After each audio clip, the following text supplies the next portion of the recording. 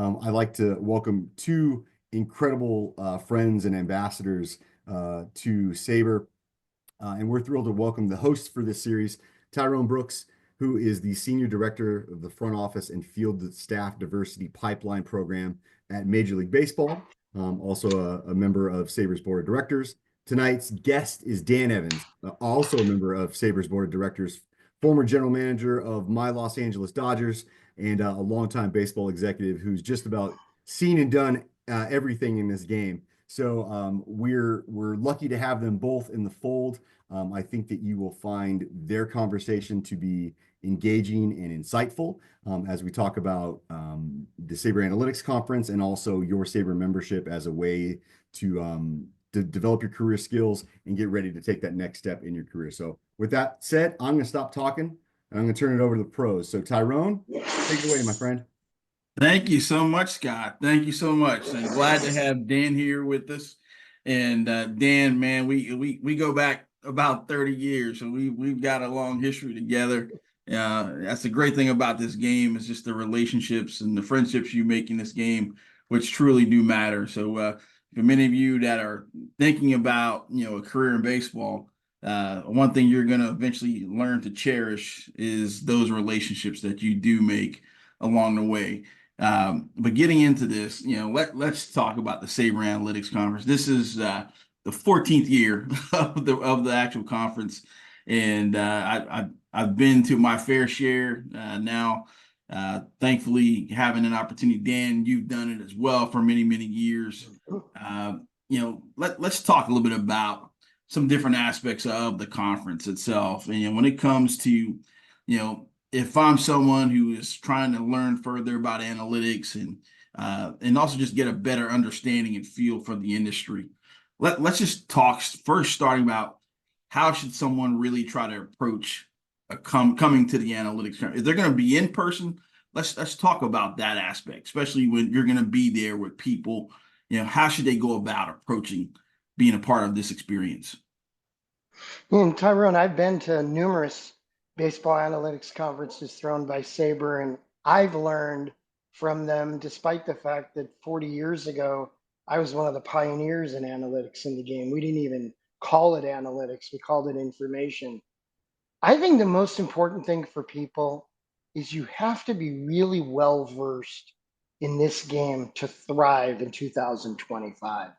And to only be good in one area or only be aware of one area just cuts off your ability to thrive in other areas, to do well in an interview, to understand what it takes to make a decision in the game today. Scouting, analytics are really cohesive. So for me, even if you're not looking for an analytics, I would say, role in the game, you've got to understand it. So I think this is a great opportunity.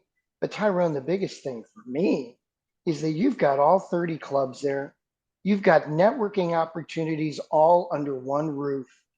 And if you come prepared, you can't help but interact with people. And, we all struggle with that when we're looking to get in the game or we want to get into something. You're trying to find avenues and pathways.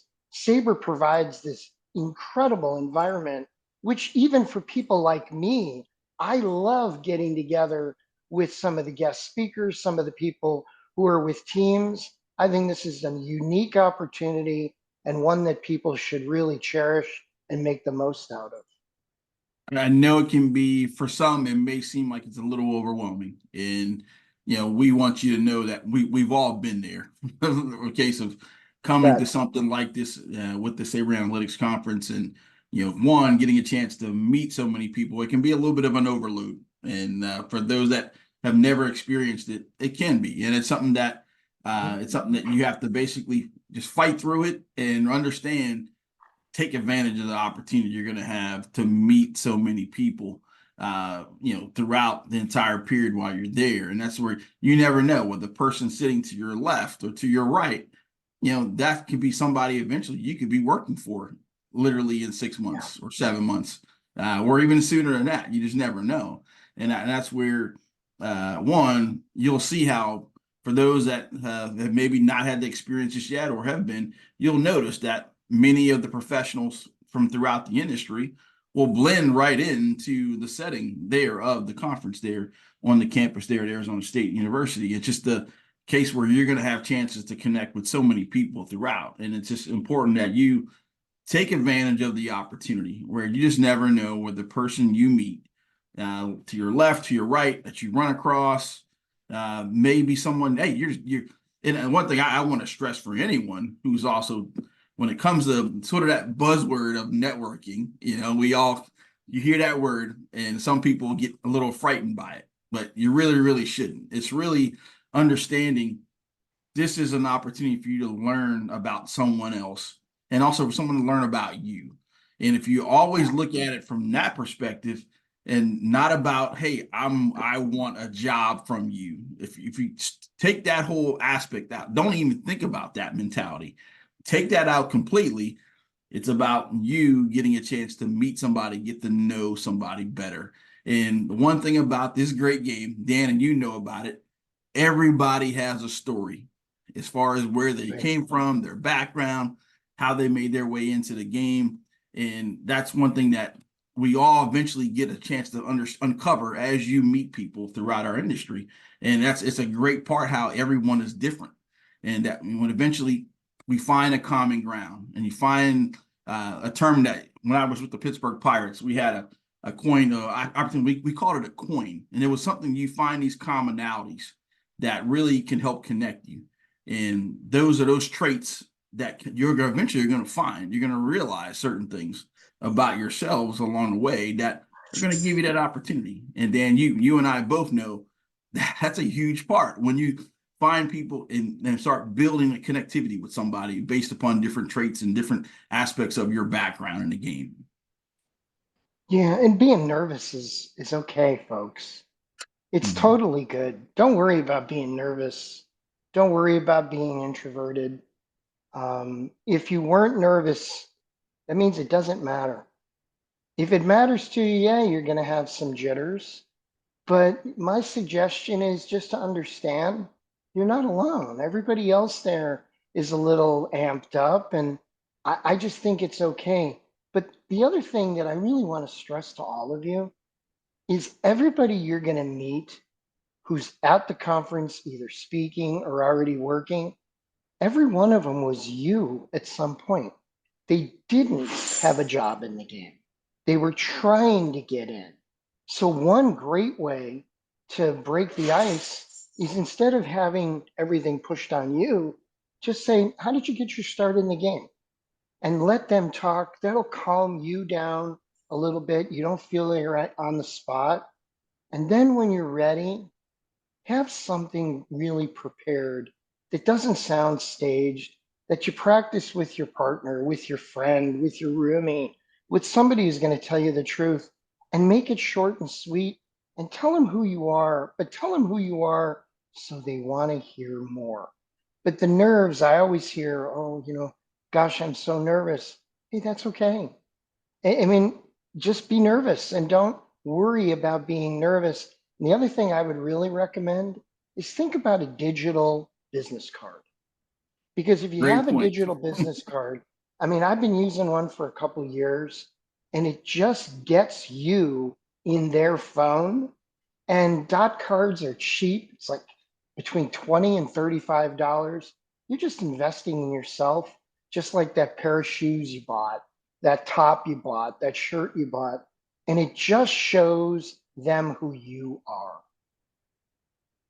Yeah, that's a huge point as far as having that ability now.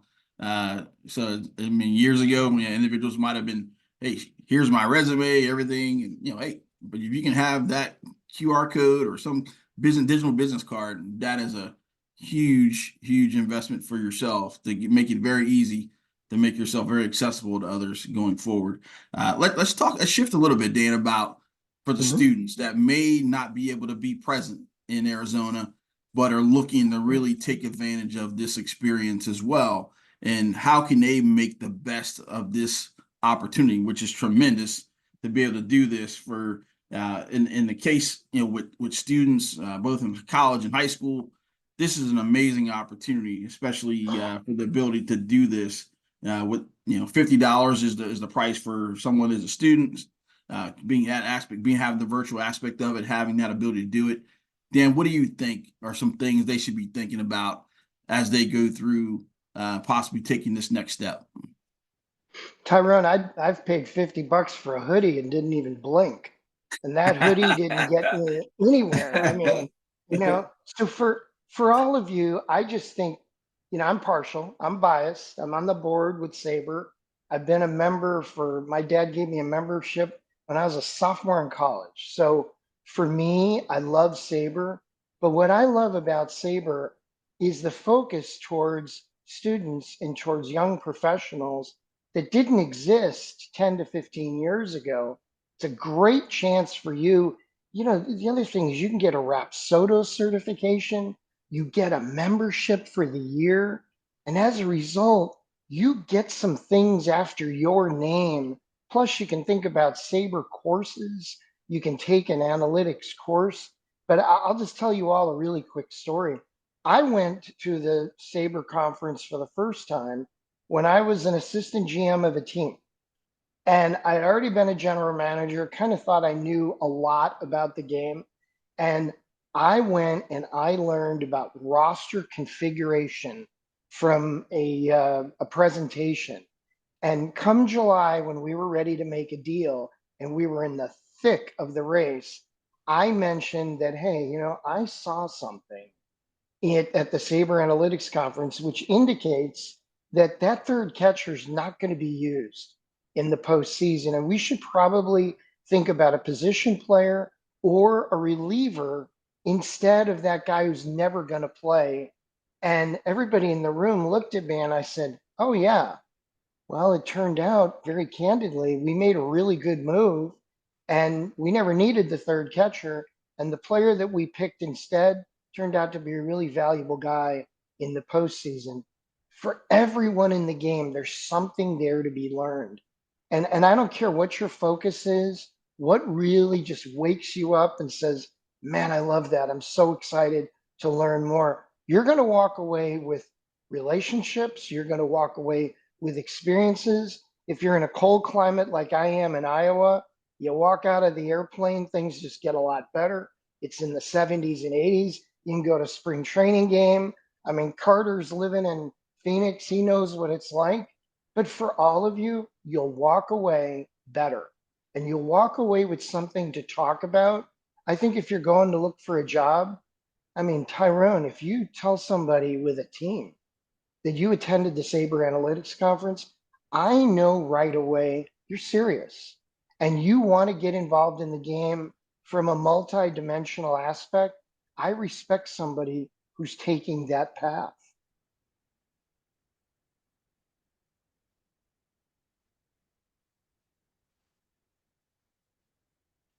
Well, Ty, we lost your audio. Nope. I bet it was stellar too. I bet it was like one of those Gettysburg Address moments and we just missed it, but he probably has it on an envelope. So let's see. Nope.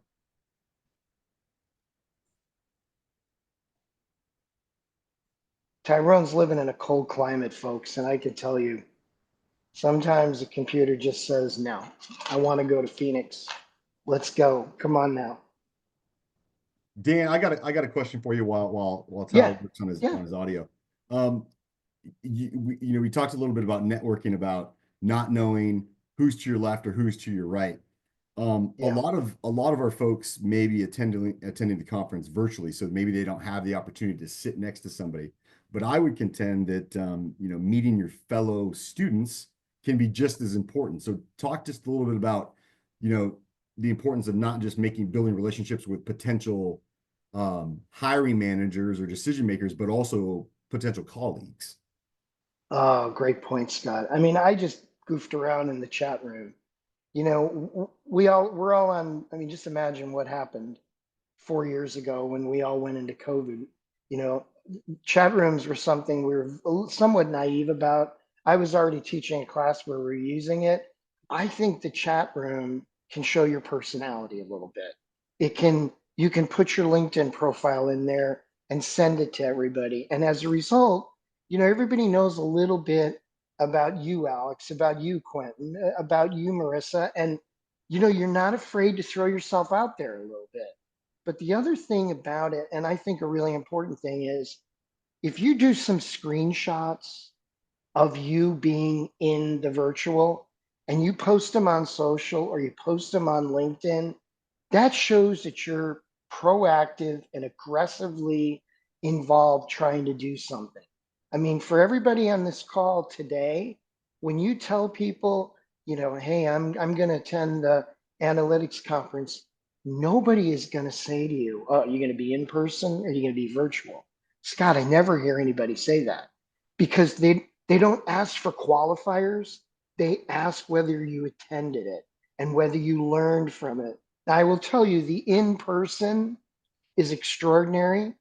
The best thing for me is the case competition that discusses a point within the game, and various school groups are in a competition to identify the problem and talk more about it.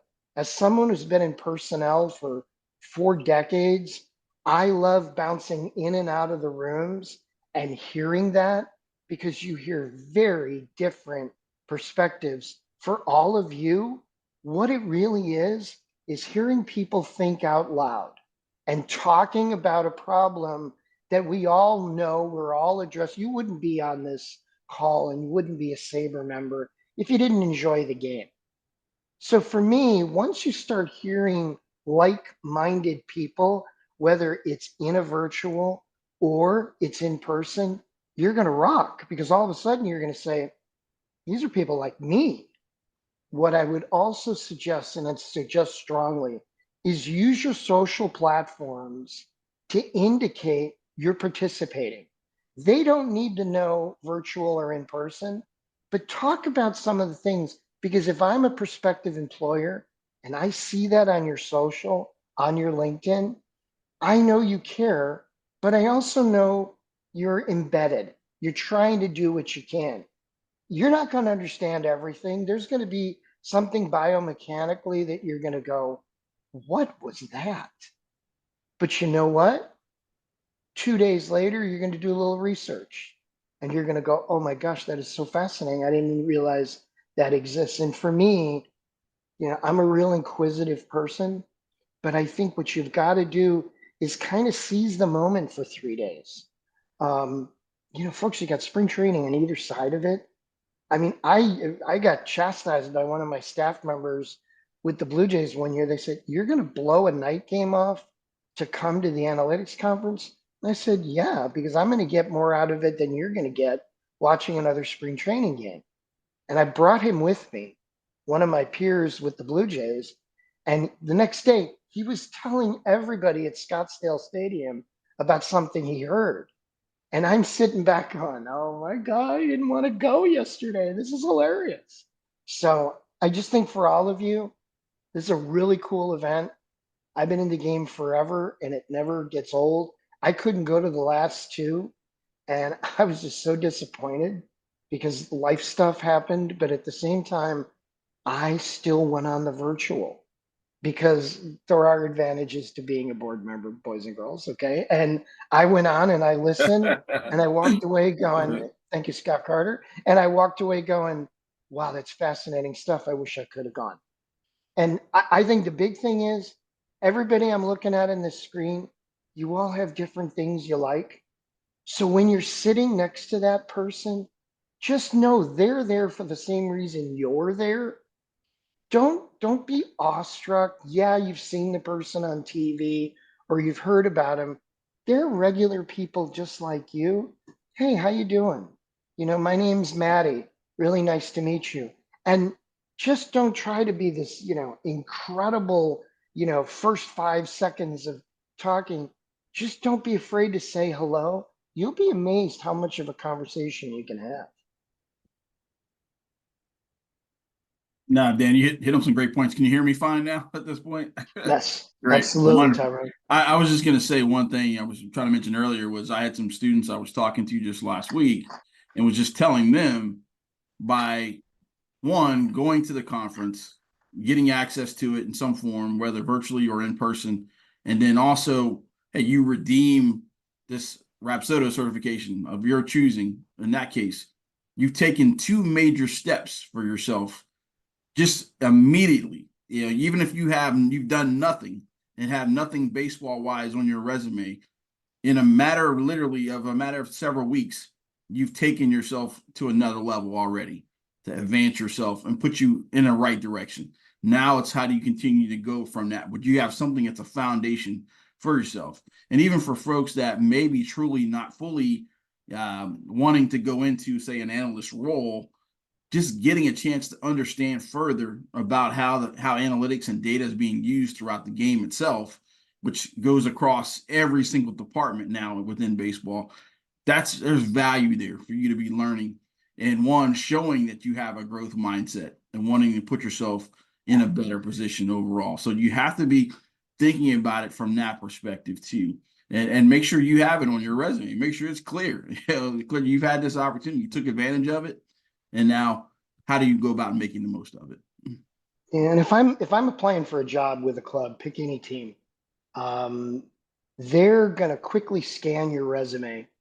And in many cases, it's going to be done digital. It's not even some human being. It's somebody using AI. If they see Rapsodo and they see SABR Analytics, I guarantee you got a better shot of getting through that almost impenetrable wall today. What are you trying to be? You're trying to get ahead of your competition, right? You're trying to distinguish yourself. Well, and we're taught in society not to brag about ourselves. You got to brag about yourself a little bit. It's got to be why do you want to meet me? And I'm not saying dig me and be this effervescent human being. What you've got to be is a little different than your competition. And that little edge might get you the interview and then might get you the job. Yeah, I mean, you've hit on a really good point there. And, as each of you are trying to figure out for yourself, it's people. The people in this game truly, truly matter. And that's where the relationships you're going to be building in any format, whether the virtual aspect or potentially there in person, those opportunities or things that are going to matter a lot. And eventually, and also just the skill sessions for those that want to access those on Thursday, March 13th, having a chance to access those, have a chance, hey, you're looking to try to develop your skill set and add to your background. That's a great opportunity to take advantage of fully, where many experts that are in our industry throughout are volunteering their time to want to connect That's with right. you and provide that access and give you something that you're going to be able to take away from that. And maybe that's something that's a building block for you as far as getting that experience. Yeah, I know over a number of years, there's been some really, really great discussions that have taken place through that format with so many. So take advantage of this opportunity in every shape and form that you're going to have a chance to have right in front of you. Yeah, and Tyrone, you know what? We've all started to swim at some point in our life, right? And what do? You hold on to the wall on the side, right? You're like, oh my God, if I let go, I might drown, or I don't want to go in the middle, I don't want to go in the deep end. Well, you know what? Scott, Jessica, Tyrone, myself, we're all going to be there. If you're in that mode and you're just not feeling real good, just come over. Scott, I'm a little funky right now. I'm from a small town. There's more people in this room than have ever gone in the post office. What do I do? Well, here, I'll introduce you to so and so. And then Scott walks away. So don't worry about being kind of funky in that first environment, because I guarantee you, every time after that, it gets a little easier. You get better at being you. But most importantly, you hear others with some of the same concerns you have. Yeah. I was going to say one thing too, for those especially that are going to be in person, obviously with the sessions, and they're all recorded, as we go through, there may be opportunities where you're going to have potentially a chance for a sidebar with someone. Hey, take advantage of that opportunity. If there's a chance to connect with that person for maybe you're going to miss 10, 15 minutes of a presentation, you can always go back because that information will be shared from all the staff here at SABR. So so you have that chance to connect with somebody and make an inroad there. Don't feel like you can't do that. You can get out of your chair and go around, find another space, and maybe there's a chance for you to have a conversation with someone that could be vital for you and for that person. So remember, just take advantage of that opportunity when you have. It is truly about people, and as I mentioned earlier, and that's I don't want to beat it down too much, but that's something that's definitely a part of this game. And I know Dan and I both, we would not be where we are without other people seeing the value of who we are as people as we were coming in working in the game. So that's something just And to you know what, always remember. Tyrone? For everybody in this call, it's not the wins and the losses that I remember the most. It's the people. It's the people who matter to me that, when I'm having a bad day, will reach out, or when something good goes on, you get that text.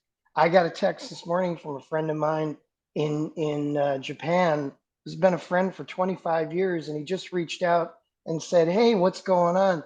And at 5:30 in the morning, when I was about to start my workout, it was like glorious to get that because he's a great guy. And what I think the best part about the sport, it's not the strategy, it's not the winning, it's not the competition, it's the people that comprise the game because folks, it is a really wonderful game. I mean, I remember running into Tyrone in Tokyo one day on one of the hottest days both of us have ever had. We're in floppy hats, we're dying. And I said, "So Tyrone, how you doing?" And he said, "Hot, just like you." And I said, "All right, cool.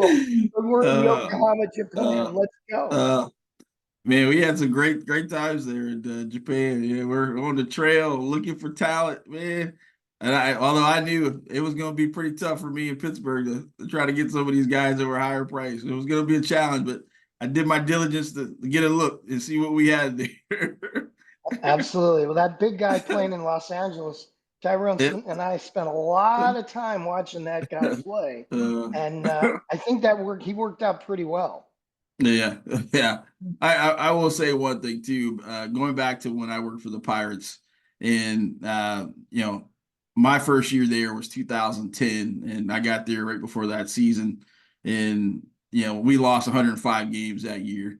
And for anyone that eventually makes their way and works in baseball, when you lose 100 plus games, man, that is like a hopeless feeling. It is very difficult. And when we lost 105 games that year, and but I knew, and the people there, we all knew we were building something that was going to be eventually good. We were confident in that, but also it took those players eventually to believe in themselves. Also, with the right mixture of veteran players that came aboard that we were able to bring in, whether Russell Martin, Francisco Liriano, AJ Burnett, those right veterans that we mixed with the young Andrew McCutcheons and Neil Walker that were coming up, and Pedro Alvarez.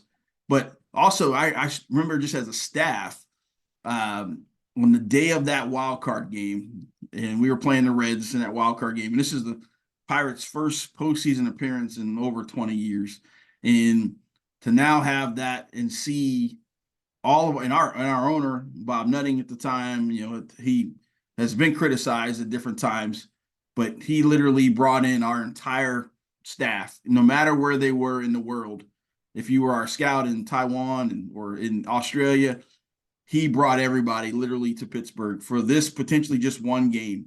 And to do that and also just see that camaraderie of everybody, knowing how much everybody worked to get to that point, whether, and also even folks on our business side, them having that opportunity to experience all that together was something that was truly magical. And I just remember even before first pitch, right before first pitch, almost wanting to cry. I could just feel like a tear coming down my face just because of the fact that here we were at this moment now about to experience something that we just had only kind of hoped and dreamed of, but we made it happen as a staff, and everyone was involved, no matter what level you were within the baseball department or even on the business side. Everybody had to do their fair share to get us to that point, striving for excellence. But and that was a magical moment that I'll never forget. And so I know we got some questions in here. Let's we want to see what we can do. This is a good question. Related to someone that's, say, coming from Canada, and I realize there are some challenges for individuals trying to transition into a role. You can talk a little bit about, I mean, what advice would you give to someone who's looking to get into the industry, who's coming from Canada, and there is a very much some difficulty as far as the visa situation, as far as having a work visa to get a work visa here in the U.S. Anything you want to like just comment on that question, or anything you want to kind of hit on that? Good for everybody to throw out your LinkedIn connections. Yeah. This is great. I Mm-hmm. think it's really positive. But, you know, I have a little advantage for an answer here, folks. I worked for the Blue Jays for 7 Yes. years and loved it. I will just say that their bases are 90 feet, the mound's 60 feet 6 inches. It's 128 3 3/8 feet to second base, just like it is in Cameroon, in Japan, in China, in Canada, in Omaha, Nebraska. And that commonality of that 5-ounce sphere allows you to contribute in Canada. If you can't get a visa, you can still contribute in Canada. So a lot of players picked early in the draft out of Canada. The Canadian national team is outstanding. There's really great junior programs. There's fantastic. There's a Northwoods League team in Japan, in Canada. But I think it's important for all of you to know that if you do have a Canadian citizenship, you can always work at getting an American passport if you want, but don't use that as a crutch. Use that as an advantage because you've got a lot of baseball stretching all the way to Vancouver. And from Vancouver all the way to the other side, you know, Halifax has great baseball. Toronto is a hotbed. Quebec has all sorts of baseball. There's lots of baseball in Calgary.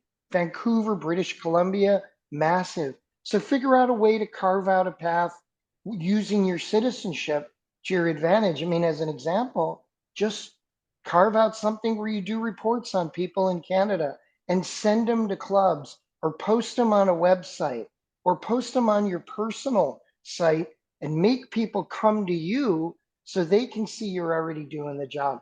I would never take something like that and think it's a negative. I actually think it's a positive. That's great, man. It's definitely something that I've had some others I've tried to help in the past that have dealt with it. And it's just a matter of how you approach it in general, how you go about that, and take advantage of any opportunity that you have from that perspective. So, Dan, thank you so much for that. Dan, And there's a Tyrone, question. contact Yeah, the go Blue ahead. Jays. Contact the Yeah. Blue Jays. The Blue Jays are great about hiring people who are Canadian citizens. Yeah, you're right on. It's spot on there. We have a question that's related to what are the benefits you have seen from LinkedIn and other social media platforms in your careers, and how can you best leverage those networking opportunities, both virtually and outside of like events itself? So, Dan, any thoughts? I know I'll be ready to chime in as well on this one too, because you know Well, that. I know what you're going to talk about, but I I just think LinkedIn is an amazing vehicle. Is it cool? Not really. Is it sexy? No. Do you sit around Friday night hanging out with your friends and going, man, what a cool LinkedIn post? No. But you know what? LinkedIn is the conduit for baseball hiring, for baseball networking. And just because we don't think it's super cool doesn't mean that we're not going to participate. It's the conveyor belt in the game. It takes a lot of the angst and anxiety away because you don't have the interpersonal matchup. I love LinkedIn in terms of me getting my job done, but what it really does, it gives you an immediate follow-up. If I meet Hannah, I immediately connect with Hannah before the day's over. So Hannah remembers me, has my contact information. I think that's the mistake most people make. They just forget to try to connect and it's gone. 10 days later, you don't remember that person's name. I like to write things down or use my digital card and I follow up immediately. Tyrone has an even better answer.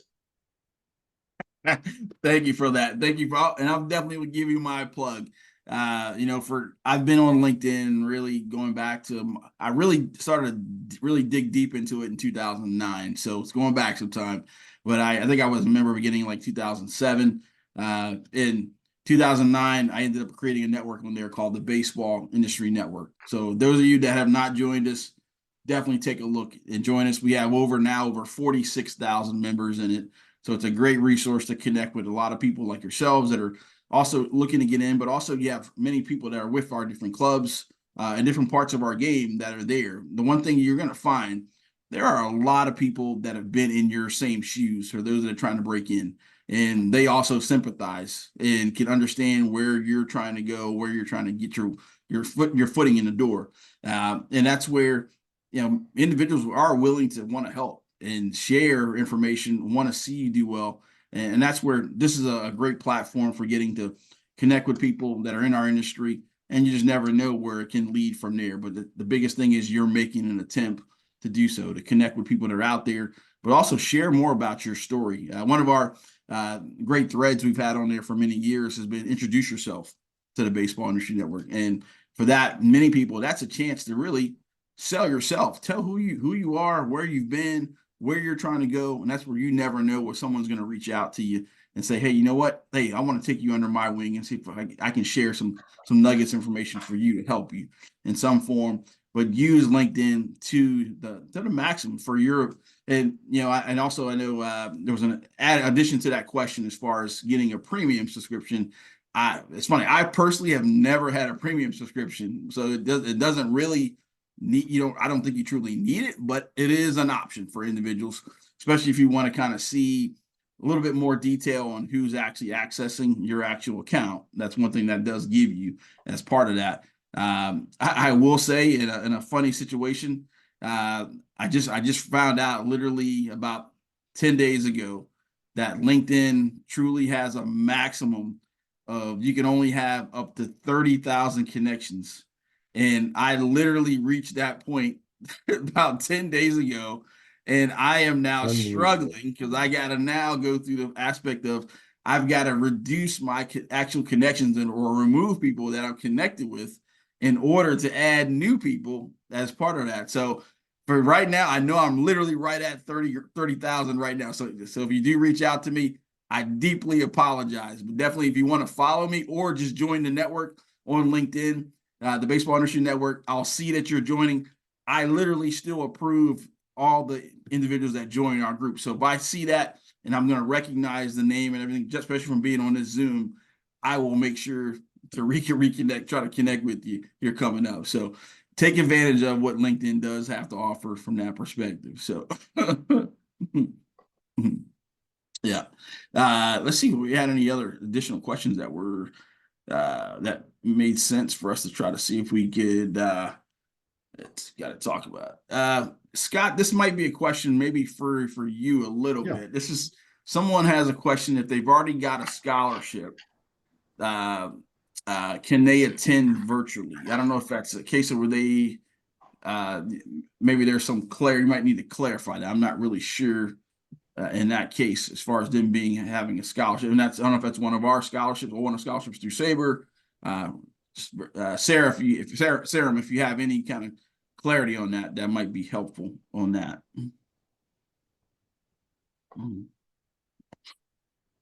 Yeah, whoever asked that question, feel free to email me directly if you if yeah. you need. Okay. Now let's see.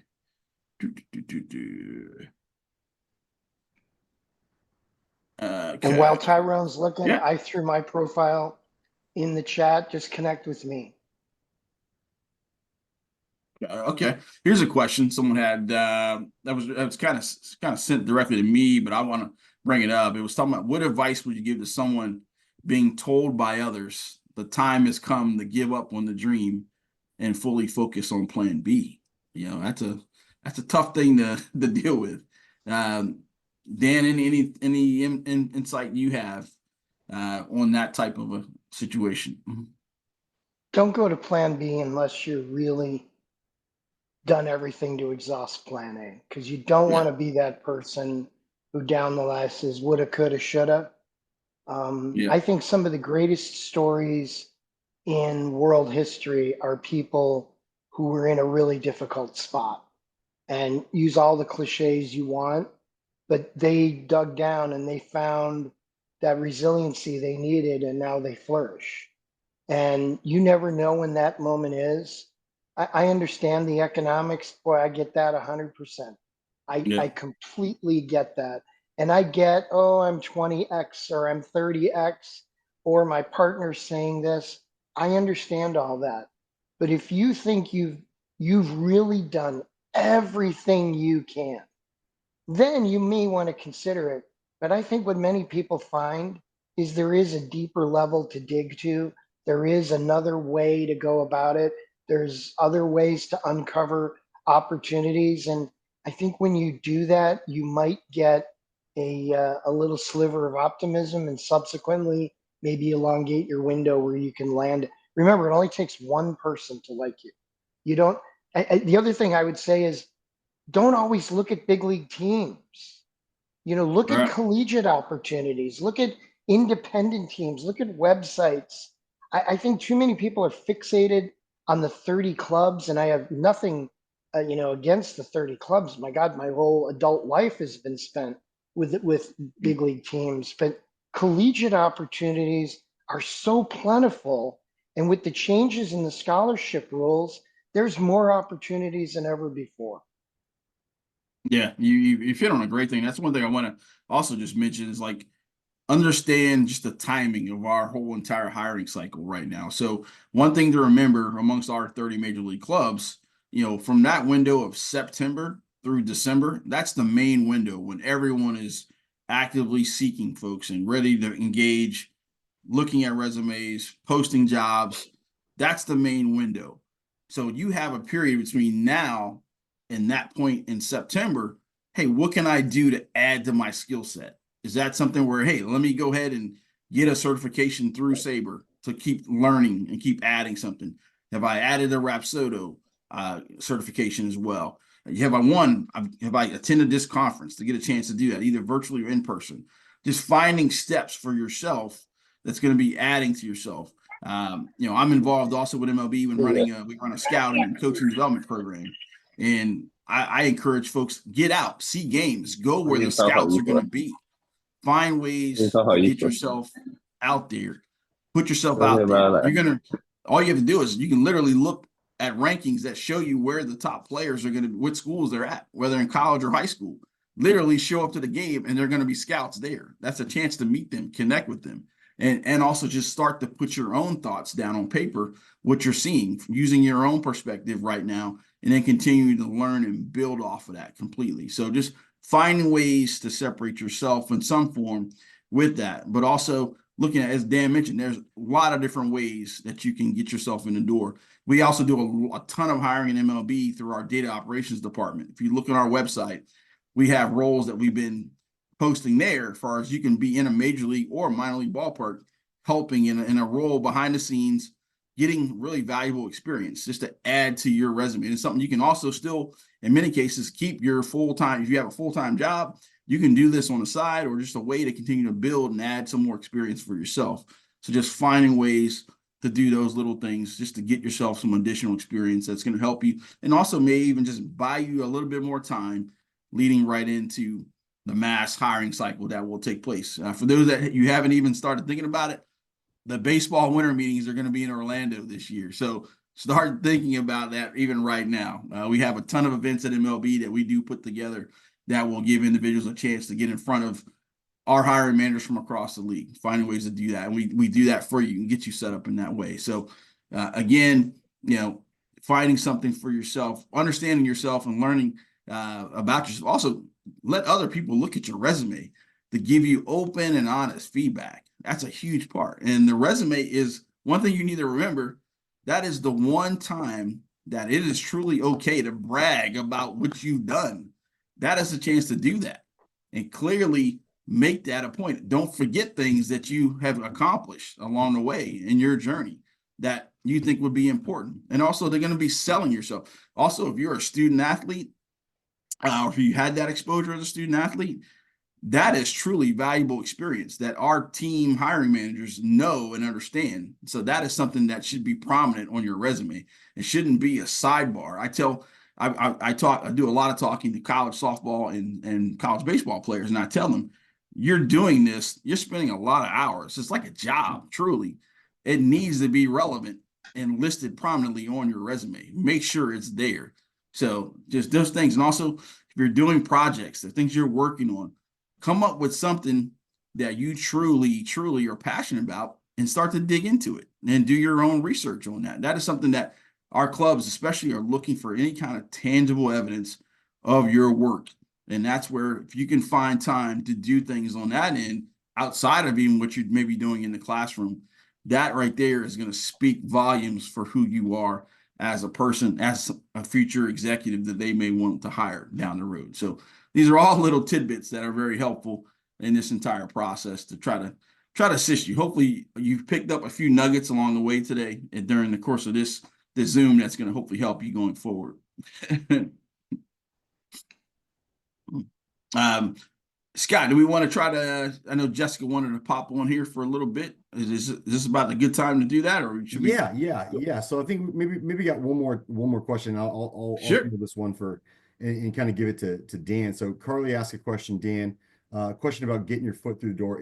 If someone only has history in, say, guest services and hasn't been able to expand outside of those roles, even though I'm guessing they're interested in maybe analytics or a data role, what recommendation do you have to expand their expertise?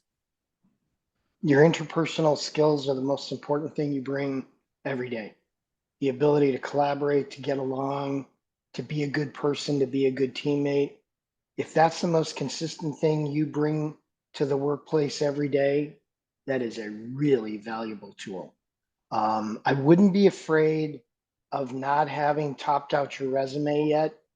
I think lean into the things you're really good at and utilize the skills in your guest services history to try to get yourself to a point where you get in the door to do something else. I think the most important thing we do in the game is interact with the fans and interact with people. And if you can do that, that's a tool that will always be valuable to you. So I wouldn't use that as a negative. That's actually a positive, and build on that. Just say, I had a really good experience in guest services with X, and now I find I have a passion for baseball, and I want to pursue that. Great. Well, thank you both so much. I know I could sit here and listen to you guys swap stories and talk about your experiences and what you guys continue to do to help folks at all stages of their career get into the game and navigate the game. It's really great to have you both in SABR's corner, and I appreciate this, and hopefully all of our students and young professionals on this call appreciate you guys being here as well. For our last couple minutes here, I want to turn it over to my colleague Jessica Smith, SABR's membership services manager, and she's just going to go over some nuts and bolts about the analytics conference itself, what you get as a student, and then some of our specific student programming that we'll be offering in addition to the general session for the analytics conference. So Jess, if you're out there, turn it over to you. Thank you. Thanks everyone for being here again tonight. Yeah, just want to go over some logistical things after you just heard an amazing talk from Dan and Tyrone. So I'm going to share my screen so we can all look at it together. I'm just going to pull up the website. All right. So, like you heard, our analytics conference will be at the Arizona State University downtown Phoenix campus from March 14th through the 16th.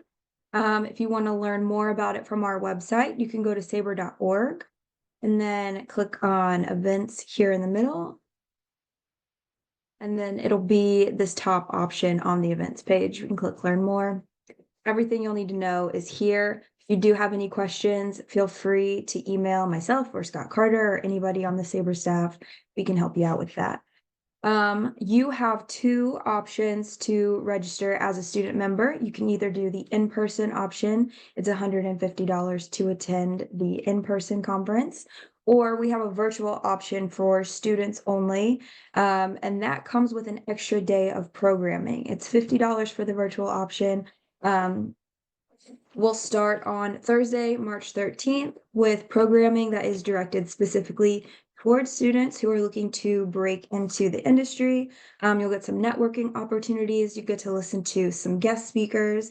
Right now, our lineup includes Nick Wan of the Cincinnati Reds, John Ashee from MLB, Nick Riccardi from Syracuse University, David Hyland from Xavier University, John Lehman, Jonah Gardner, and Zoe Surma from Sports Reference.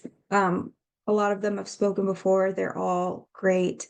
I know students really love interacting with them. You'll have opportunities to listen to them talk, listen about their backgrounds, but then also ask them questions. You can share your LinkedIn with other students as well, just like you guys did tonight. It's a really good networking opportunity to start growing your connections if you can't attend in person. So along with your student registration, all of you are members. That's why you're here tonight. But just a reminder that you do get a full year of a SABR membership with your student registration. So really take advantage of all of those network opportunities through SABR, as well as the discount for the analytics certification program that SABR offers as well. And then you get a Rapsodo certification course code that will be delivered after the conference is over, after programming is done. We'll send those out, but that comes with your student registration as well. So if you haven't already signed up, like I said, you can come to our website to learn more. If you're ready to go ahead and register for the conference, you'll email Scott Carter, just scarter@sabr.org, and he can hook you up with that student rate. And like I said, if you have any questions, feel free to let us know. We are happy to help, and we're excited to see you, whether that's virtual or in person. I'll stop sharing. Scott Carter, do you have anything else you want to add? Yeah, thank you, Jess. And that'll wrap up for today's scholar session. We do these quarterly, so expect to see another one probably, I guess, maybe around May or June. And Tyrone will be our host with another fantastic guest. But again, wanted to thank both Tyrone and Dan for volunteering their time to be with us tonight. They're both incredibly easy to contact. So if you had a question for them, I think that they've made it abundantly clear. If you wanted to hit them up on LinkedIn to send them a question, a follow-up question that maybe you didn't get answered tonight, I think that they'd both be welcome to receiving those. So again, thank you all so much for being here. As SABR members, we are here to help you. Our job is to connect you and help you find the people and the things that you are most passionate about. So use this as a resource. That's what we're here for. Myself, Jessica, any member of the SABR staff or board of directors, we're here to help. So looking forward to seeing a lot of you all at the analytics conference next month. Otherwise, we'll see you at the next SABR Scholar Sessions. Thanks, everybody. Thank you so much, Scott. Thank you, Jessica. Thank you, Dan. A quick shout out, Joey. See you, man. Good to see you over there. See you, everybody. Thank you. A lot of familiar faces on here. Great to see you all. Thank you again for your time. Bye, guys.